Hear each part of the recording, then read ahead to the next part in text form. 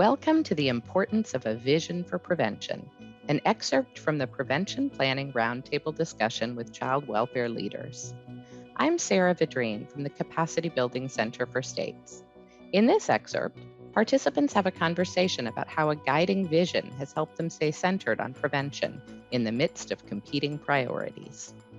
We put a lot of thought into how to leverage our prevention plan, both to sustain where we have come from, as well as to serve as a stake in the ground for where we want to go, almost a foundation for where we want to go. One of the things that we did was really tried to communicate the idea that our prevention plan was really only a piece of the prevention puzzle, and to very early engage with other kinds of stakeholders, other state agencies who may hold elements of prevention, and just to say prevention as it relates to child welfare services is only one small piece of the puzzle. It's going to take all of us building the puzzle together to really serve Oklahoma families upstream. And that a win from our perspective is being able to serve as many families as possible in the least intrusive way, in the way that's the most supportive. And we actually really tried to shift the language away from even prevention and in the direction of strong families.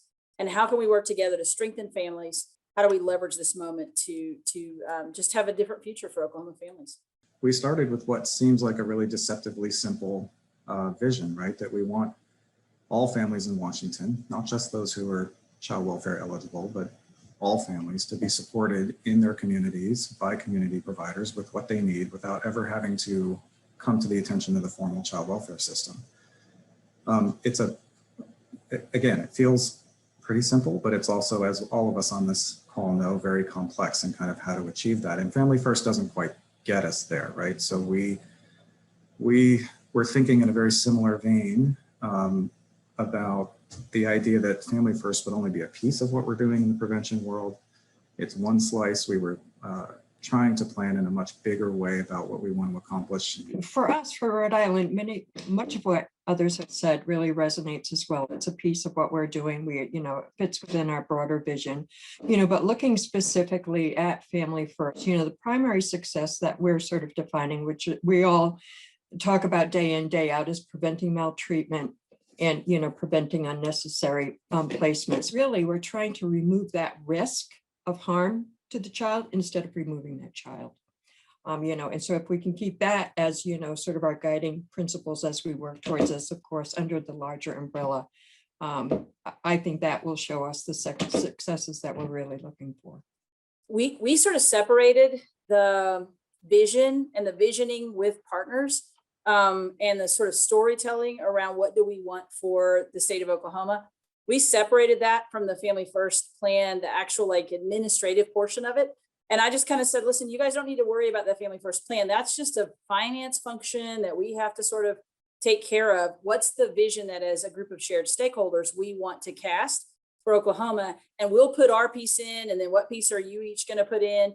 And we'll build the thing together. And that got people away from the conversation of being way down in the weeds of the Family First plan, which has some pretty, specific guidance around it, and more into the space of sharing a vision that we all can contribute to. I think we've experienced the same thing or something similar in Kentucky as Oklahoma. And we really did see this as not just new federal requirements, but really an opportunity to really shift the way that we approach child welfare and family and child well-being.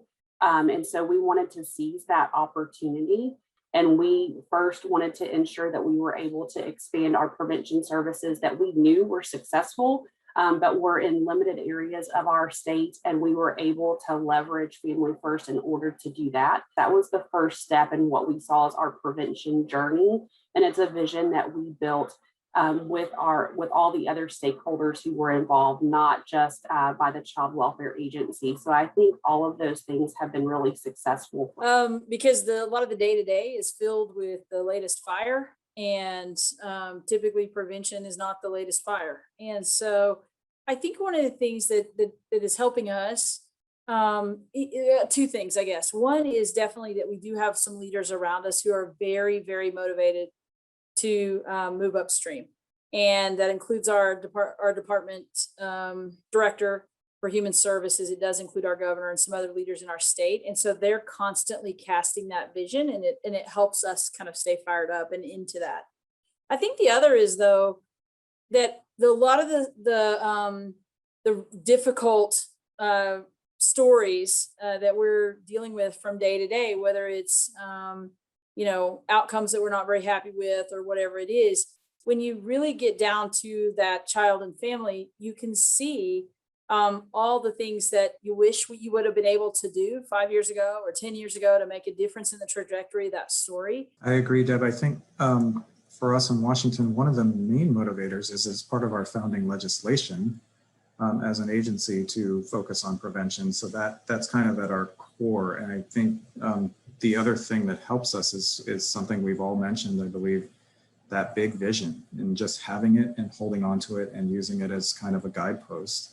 This is where we ultimately want to get, really helps keep things in the forefront.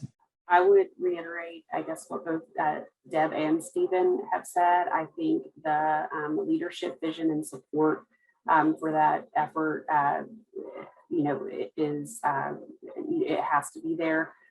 We have been fortunate in Kentucky. We actually had an administration change just 4 months after our implementation.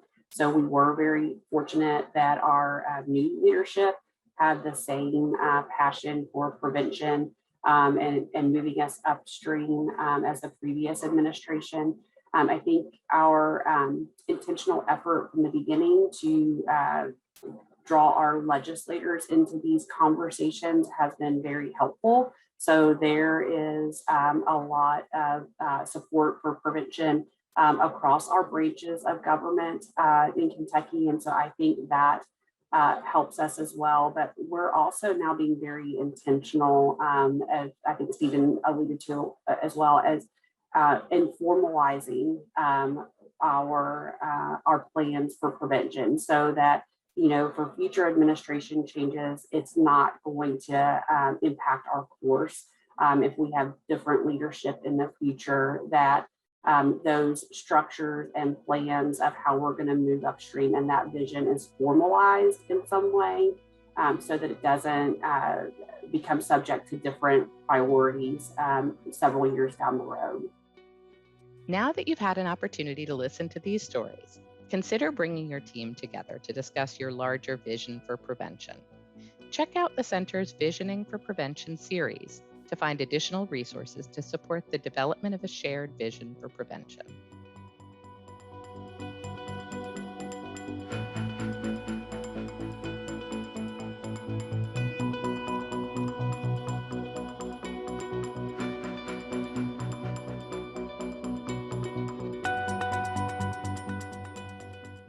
The opinions expressed do not necessarily reflect the views and policies of the Children's Bureau.